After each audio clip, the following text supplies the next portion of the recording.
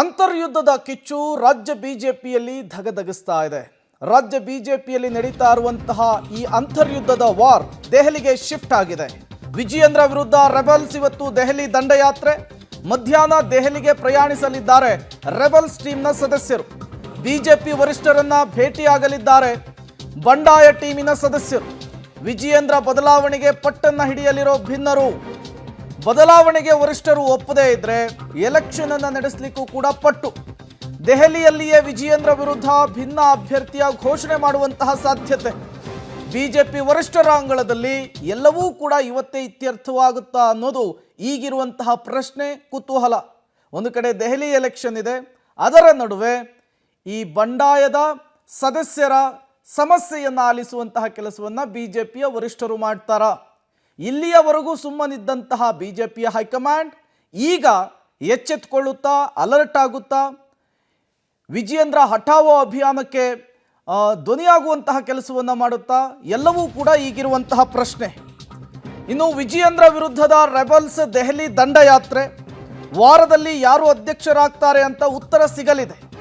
ನಾನು ರಾಜ್ಯದ ಬಿಜೆಪಿ ಅಧ್ಯಕ್ಷನಾಗ್ತೇನೆ ಎಂಬ ವಿಶ್ವಾಸವಿದೆ.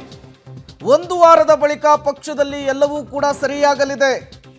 ಬಿಜೆಪಿಯ ರಾಜ್ಯಾಧ್ಯಕ್ಷ BY ವಿಜಯೇಂದ್ರ ಇದೇ ವಿಚಾರಕ್ಕೆ ಸಂಬಂಧಪಟ್ಟಂತೆ ಮಾತನಾಡಿದ್ದಾರೆ.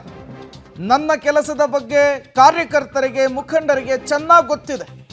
ಎಲ್ಲವನ್ನೂ ಕೂಡ ಕೇಂದ್ರದ ವರಿಷ್ಠರು ಗಮನಿಸ್ತಾ ಇದ್ದಾರೆ ಅಂತ ಹೇಳಿ ಬಿಜೆಪಿಯ ರಾಜ್ಯಾಧ್ಯಕ್ಷ BY ವಿಜಯೇಂದ್ರ ಅವರು ಈ ದೆಹಲಿ ದಂಡಯಾತ್ರೆಯ ವಿಚಾರಕ್ಕೆ ಸಂಬಂಧಪಟ್ಟಂತೆ ಶಿವಮೊಗ್ಗದಲ್ಲಿ ಮಾತನಾಡಿದ್ದು ಹೀಗೆ.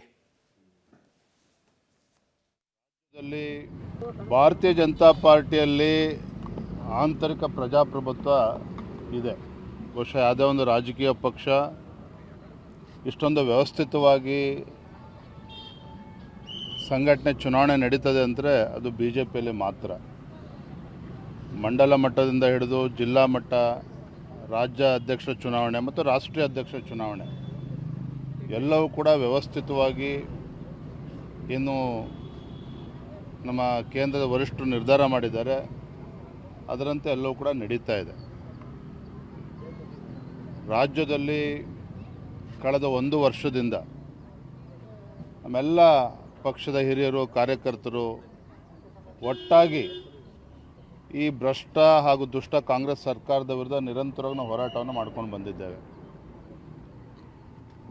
ನನ್ನ ಕಳೆದ 1 ವರ್ಷದ ಅವಧಿ ನಾನು ಯಾವ ರೀತಿ ಕೆಲಸ ಮಾಡಿದ್ದೇನೆ ರಾಜ್ಯದ ಅಧ್ಯಕ್ಷನಾಗಿ ಅಂತೇಳಿ ರಾಜ್ಯದ ಜನತೆಗೂ ಕೂಡ ಗೊತ್ತಿದೆ, ನಮ್ಮ ಕಾರ್ಯಕರ್ತರಿಗೂ ಕೂಡ ಗೊತ್ತಿದೆ, ನಮ್ಮ ಜಿಲ್ಲಾಧ್ಯಕ್ಷರು ಕೂಡ ಹೆಚ್ಚು ಪೈಪೋಟಿ ನಡೆದಿದೆ ಈ ಬಾರಿ. ಅದೇ ರೀತಿ ರಾಜ್ಯಾಧ್ಯಕ್ಷರ ವಿಚಾರದಲ್ಲೂ ಕೂಡ ಕೆಲವು ಹಿರಿಯರು ಅವರ ಅಪೇಕ್ಷೆಯನ್ನು ಕೂಡ ವ್ಯಕ್ತಪಡಿಸ್ತಾ ಇದ್ದಾರೆ. ಎಲ್ಲದೂ ಕೇಂದ್ರದ ವರಿಷ್ಠರು ಗಮನಿಸ್ತಾ ಇದ್ದಾರೆ. ಎಲ್ಲವೂ ಕೂಡ ಒಳ್ಳೆಯದಾಗ್ತದೆ, ಸುಖಾಂತಿ ಆಗ್ತದೆ ಅನ್ನೋ ವಿಶ್ವಾಸ ನನಗಿದೆ. ಎಲ್ಲವೂ ಏನೇನು ಡ್ಯಾಮೇಜ್ ಆಗಬೇಕೋ ಸಾಕಷ್ಟು ಆಗಿದೆ. ಇನ್ನೊಂದು ವಾರ 8 ದಿನದಲ್ಲಿ ಏನು ರಾಜ್ಯದ ಅಧ್ಯಕ್ಷ ಯಾರಾಗ್ತಾರೆ ಅಂತೇಳಿ ಉತ್ತರ ಸಿಗ್ತದೆ. ಅದಾದ ನಂತರದಲ್ಲಿ ಎಲ್ಲವೂ ಕೂಡ ಸರಿ ಹೋಗ್ತದೆ ಅಂತ ಕಾಣ್ತದೆ. ನನಗಂತೂ ವಿಶ್ವಾಸ ಇದೆ. ನಾನು ಯಾವುದೇ ಬಹಿರಂಗ ಹೇಳಿಕೆಯನ್ನು ನೀವು ಕಳೆದ 1 ವರ್ಷದಲ್ಲಿ ನೀವು ನೋಡಿ, ಯಾರು ಏನೇ ಹೇಳಿಕೆಯನ್ನು ಕೊಟ್ಟರೂ ಕೂಡ ಯಾರ ವಿರುದ್ಧನೂ ಕೂಡ ನಾನು ಹೇಳಿಕೆಯನ್ನು ಕೊಟ್ಟಿಲ್ಲ. ಯಾವುದೇ ಬಹಿರಂಗ ಹೇಳಿಕೆಯನ್ನು ಪಕ್ಷದ ವಿರುದ್ಧನ ಹೇಳಿಕೆಯನ್ನು ಕೊಟ್ಟಿಲ್ಲ. ಮತ್ತಷ್ಟು ಡೀಟೇಲ್ಸ್ ಅನ್ನು ಕೊಡ್ತಾರೆ ನಮ್ಮ ಪ್ರತಿನಿಧಿ ಮಸೂದ್, ನೇರ ಸಂಪರ್ಕದಲ್ಲಿ ಜಾಯಿನ್ ಆಗಿದ್ದಾರೆ. ಮಸೂದ್, ಒಂದು ಕಡೆ ರೆಬಲ್ಸ್ ಟೀಮ್ ದೆಹಲಿಗೆ ಹೋಗ್ತಾ ಇರುವಂಥದ್ದು, ಮತ್ತೊಂದು ಕಡೆ ಶಿವಮೊಗ್ಗದಲ್ಲಿ ವಿಜಯೇಂದ್ರ ಅವರು ಸದ್ಯದರಲ್ಲಿಯೇ ಎಲ್ಲವೂ ಕೂಡ ಸರಿ ಹೋಗುತ್ತೆ ಎನ್ನುವಂತಹ ವಿಶ್ವಾಸದ ಮಾತುಗಳನ್ನಾಡಿರುವಂಥದ್ದು. ಇದು ಬಣ ರಾಜಕಾರಣಕ್ಕೆ ಹೈಕಮಾಂಡೇ ಇತಿಶ್ರೀ ಹಾಡುವಂತಹ ಮುನ್ಸೂಚನೆ, ಹಿಂಟನ್ನು ಕೊಡ್ತಾ ಇದೆಯಾ ಈ ಬೆಳವಣಿಗೆಗಳು ಅಂತ ಹೇಳಿ ಮಸೂದ್? ಪ್ರೇಮ್, ಈಗ ಬಣಗಾರಿಕೆ ಜಾಸ್ತಿ ಆಗಿರುವಂಥದ್ದು ಬಿಜೆಪಿನಲ್ಲಿ. ವಿಜಯೇಂದ್ರ ಅವರು ಒಂದು ಕಡೆ ವಿಶ್ವಾಸದಲ್ಲಿದ್ದಾರೆ, ಮತ್ತೊಂದು ಅವಧಿಗೆ ನನ್ನನ್ನೇ ವರಿಷ್ಠರು ಆಯ್ಕೆ ಮಾಡ್ತಾರೆ ರಾಜ್ಯಾಧ್ಯಕ್ಷ ಸ್ಥಾನಕ್ಕೆ ಅನ್ನುವಂಥ ವಿಶ್ವಾಸದಲ್ಲಿದ್ದಾರೆ. ಎಲ್ಲವೂ ಕೂಡ ಸರಿ ಹೋಗುತ್ತೆ ಅನ್ನುವಂಥ ಒಂದು ವಿಶ್ವಾಸ.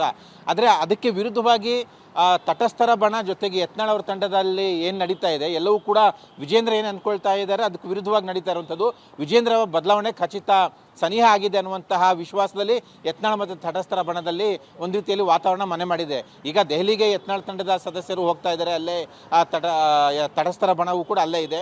ಹೈಕಮಾಂಡ್ನವರಿಗೆ ಭೇಟಿ ಮಾಡಿ ವಿಜೇಂದ್ರ ವಿರುದ್ಧವಾಗಿ ಏನೆಲ್ಲ ಆಗ್ತಾ ಇದೆ ರಾಜ್ಯ ಬಿಜೆಪಿಯಲ್ಲಿ ಎಲ್ಲವನ್ನು ಕೂಡ ರಿಪೋರ್ಟ್ ಕೊಡ್ತಾರೆ. ಜೊತೆಗೆ ವಿಜೇಂದ್ರ ಕಳೆದ 1.25 ವರ್ಷದಲ್ಲಿ ಅವರ ಕಾರ್ಯವೈಖರಿ ಬಗ್ಗೆ ಏನೆಲ್ಲ ಆಕ್ಷೇಪಗಳಿದ್ದಾವೆ ಎಲ್ಲವನ್ನು ಕೂಡ ಚಾರ್ಜ್ ಶೀಟನ್ನು ಯತ್ನಾಳ್ ತಂಡ ಹೈಕಮಾಂಡ್ಗೆ ಸಲ್ಲಿಸುತ್ತೆ. ಜೊತೆಗೆ ಮತ್ತೊಂದು ಅವಧಿಗೆ ಅವ್ರನ್ನ ಮುಂದುವರಿಸೋದೇ ಬೇಡ, ಮುಂದುವರಿಸಿದ್ರೆ ಪಕ್ಷದಲ್ಲಿ ಮತ್ತಷ್ಟು ಗೊಂದಲ ಆಗುತ್ತೆ ಅನ್ನುವಂತಹ ಮನವರಿಕೆಯನ್ನು ಕೂಡ ಮಾಡಿಕೊಡುವ ಪ್ರಯತ್ನ ಮಾಡುತ್ತೆ. ಜೊತೆಗೆ ಈಗ ವಿಜೇಂದ್ರ ಅವ್ರನ್ನ ಮುಂದುವರಿಸ್ತೀರಾ ಅಂತಂದರೆ ಚುನಾವಣೆ ನಡೆಸಿ ನಮ್ಮ ಕಡೆಯಿಂದ ಒಬ್ಬರನ್ನ ಹಾಕ್ತೇವೆ, ಅವಾಗ ಯಾರು ಗೆಲ್ತಾರೆ ಅವ್ರನ್ನ ಮುಂದುವರಿಸೋಣ ಅನ್ನುವಂಥ ಒಂದು ಷರತ್ತನ್ನು ಕೂಡ ಹಾಕೋ ಸಾಧ್ಯತೆ ಇದೆ. ಆದರೆ ಹೈಕಮಾಂಡ್ಗೆ ವಿಜೇಂದ್ರ ಅವರನ್ನ ಮುಂದುವರಿಸುವ ಒಲವು ಇದ್ರೂ ಕೂಡ ಈ ಬಣಗಾರಿಕೆ, ಈ ಭಿನ್ನಮತೀಯ ಚಟುವಟಿಕೆಗಳನ್ನು ಯಾವ ರೀತಿ ನಿಯಂತ್ರಣ ಮಾಡಬೇಕು, ಇದಕ್ಕೆ ಏನು ಪರಿಹಾರ ಅನ್ನುವಂತಹ ವಿಚಾರದಲ್ಲಿ ಖುದ್ದು ಹೈಕಮಾಂಡ್ ನಾಯಕರೇ ಗೊಂದಲಗೊಂಡಿದ್ದಾರೆ. ಹಾಗಾಗಿ ಇಷ್ಟು 1.25 ವರ್ಷದಿಂದಲೂ ಕೂಡ ಯಾವ ರೀತಿ ಅದಕ್ಕೆ ಮದ್ದರಿಬೇಕು ಅನ್ನುವಂಥ ವಿಚಾರದಲ್ಲಿ ಹೈಕಮಾಂಡ್ ಒಂದು ತಾರ್ಕಿಕ ಹಂತಕ್ಕೆ ಬಂದಿಲ್ಲ. ಈಗ ಒಂದು ನಿರ್ಣಾಯಕ ಪರಿಸ್ಥಿತಿ ಬಿಜೆಪಿಯಲ್ಲಿ. ಒಂದು ಕಡೆ ರಾಜ್ಯಾಧ್ಯಕ್ಷ ಚುನಾವಣೆ ಮಾಡಬೇಕು, ರಾಜ್ಯಾಧ್ಯಕ್ಷರ ಆಯ್ಕೆ ಮಾಡಲೇಬೇಕು. ಇನ್ನೊಂದು ಕಡೆ ಅದೇ ಸಂದರ್ಭದಲ್ಲಿ ಭಿನ್ನಮತೀಯ ಚಟುವಟಿಕೆ ಯತ್ನಾಳ್ ತಂಡದವರ ಬಾಯನ್ನು ಕೂಡ ಬಂದ್ ಮಾಡಬೇಕು. ಯಾವ ರೀತಿ ಅನ್ನುವಂಥ ವಿಚಾರದಲ್ಲಿ ಹೈಕಮಾಂಡ್ ಈಗ ಒಂದು ಸೂತ್ರ ಅನ್ನುವ ಕೂಡ ಪತ್ತೆ ಮಾಡ್ತಾ ಇದೆ, ಅಂದರೆ ಸೂತ್ರವನ್ನು ಕಂಡುಕೊಳ್ತಾ ಇದೆ ಅನ್ನುವಂಥ ಚರ್ಚೆಗಳು ನಡೀತಾ ಇದ್ದಾವೆ. ಹಾಗಾಗಿ ದೆಹಲಿ ಮಟ್ಟದಲ್ಲಿ ಎಲ್ಲರ ಜೊತೆ ಚರ್ಚೆ ಮಾಡಿ ಒಂದು ತೀರ್ಮಾನಕ್ಕೆ ಹೈಕಮಾಂಡ್ ಬರೋ ಸಾಧ್ಯತೆ ಇದೆ. ಅದೇನು ಅನ್ನುವಂಥದ್ದು ಕುತೂಹಲ ಕೆಳಿಸಿದೆ. ಜೊತೆಗೆ ಫೆಬ್ರವರಿ 2ನೇ ವಾರಕ್ಕೆ ಶಿವರಾಜ್ ಸಿಂಗ್ ಚೌಹಾಣ್ ಬರ್ತಾ ಇದ್ದಾರೆ. ಅವ್ರ ಮೂಲಕನೇ ಎಲ್ಲವನ್ನು ಕೂಡ ಸಂದೇಶ ರವಾನೆ ಮಾಡಬೇಕು ಅನ್ನುವಂತಹ ಚಿಂತನೆಯನ್ನು ಕೂಡ ಹೈಕಮಾಂಡ್ ವಲಯದಲ್ಲಿದೆ. ಹಾಗಾಗಿ ಬಹಳ ಕುತೂಹಲ ಮನೆ ಮಾಡಿರುವಂಥದ್ದು ಎರಡೂ ಕಡೆ ವಿಶ್ವಾಸ. ಆದರೆ ಎರಡೂ ಕಡೆಯವರಿಗೆ ಯಾರಿಗೆ ಶಾಕು, ಯಾರಿಗೆ ಬಂಪರ್ ಅನ್ನುವಂತಹ ವಿಚಾರದಲ್ಲಿ ಹೈಕಮಾಂಡ್ ಇನ್ನಷ್ಟು ತೀರ್ಮಾನ ಮಾಡಬೇಕಾಗಿದೆ. ಪ್ರೇಮ್. ಮಸೂದ್, ಈ ರೆಬಲ್ಸ್ ಟೀಮ್ಸ್ನ ಸದಸ್ಯರು ಸಭೆಗಳ ಮೇಲೆ ಸಭೆಗಳನ್ನು ಮಾಡಿದ್ದಾಯಿತು, ಹಾದಿರಂಪ ಬೀದಿರಂಪ ಮಾಡಿ ಏಕವಚನದಲ್ಲಿ ವಾಗ್ದಾಳಿ ನಡೆಸಿದ್ದೂ ಆಯಿತು, ವಿಜಯೇಂದ್ರ ಅವರನ್ನು ಕೆಳಗಿಳಿಸಿಯೇ ತೀರ್ತೀವಿ ಅಂಥೇಳಿ ಶಪಥ ಮಾಡಿದ್ದೂ ಆಯಿತು. ಎಲ್ಲ ಮುಗಿದ ಮೇಲೆ ಈಗ ದೆಹಲಿ ದಂಡಯಾತ್ರೆಯನ್ನು ಕೈಗೊಂಡಿರುವಂಥದ್ದು. ಬಹುತೇಕ ಇದೇ ಕೊನೆ ಅಸ್ತ್ರನ ರೆಬಲ್ಸ್ ಟೀಮಿಂದ ಒಂದು ವೇಳೆ ವರಿಷ್ಠರು ಅವರಿಗೆ ಸ್ಪಂದಿಸದೇ ಇರುವಂತಹ ಕೆಲಸ ಮಾಡಿದರೆ, ಅವರ ಆ ಸಮಸ್ಯೆಗೆ ಕಿವಿಗೊಡದೇ ಇರುವಂತಹ ಕೆಲಸ ಮಾಡಿದರೆ ರೆಬಲ್ಸ್ನ ಮುಂದಿನ ನಡೆ ಏನಾಗಿರಬಹುದು ಮಸೂದ್? ಈಗ ರಾಜ್ಯಾಧ್ಯಕ್ಷ ಚುನಾವಣೆ ನಡೀಲೇಬೇಕು, ಬೆರಳೆಣಿಕೆ ದಿನ ಅಷ್ಟೇ ಅನೌನ್ಸ್ ಮಾಡಿಬಿಡ್ತಾರೆ ಹೈಕಮಾಂಡ್ನವ್ರು ಯಾರು ಅಂತ. ಅಷ್ಟರಲ್ಲಿ ವಿಜೇಂದ್ರ ಅವ್ರನ್ನ ಮತ್ತೊಂದು ಅವಧಿಗೆ ಆಯ್ಕೆ ಮಾಡದಂತೆ ಎಷ್ಟಾಗುತ್ತೆ ಅಷ್ಟರ ಮಟ್ಟಿಗೆ ತಡಿಬೇಕು ಅನ್ನುವಂಥ ಲೆಕ್ಕಾಚಾರದಲ್ಲಿ ಯತ್ನಾಳ್ ಬಣದವರಿದ್ದಾರೆ. ಹಾಗಾಗಿನೇ ಗುಪ್ತ ಸಭೆ ಮಾಡಿ ಜೊತೆಗೆ ತಟಸ್ಥ ನಾಯಕರ ಸಂಪರ್ಕ ಮಾಡಿ ಒಂದು ಬೆಂಬಲವನ್ನು ಕೂಡ ಪಡ್ಕೊಂಡಿದ್ದಾರೆ. ಜಿಲ್ಲಾಧ್ಯಕ್ಷರ ಆಯ್ಕೆ ವಿಚಾರದಲ್ಲಿ ಯಾರಿಗೆಲ್ಲ ಅಸಮಾಧಾನ ಇದೆ ಅವರ ಬೆಂಬಲವನ್ನು ಕೂಡ ಪಡ್ಕೊಂಡಿದ್ದಾರೆ. ಎಲ್ಲವನ್ನು ಫಿಕ್ಸ್ ಮಾಡಿಕೊಂಡೇ ಈಗ ದೆಹಲಿಗೆ ಹೋಗ್ತಾ ಇರುವಂಥದ್ದು.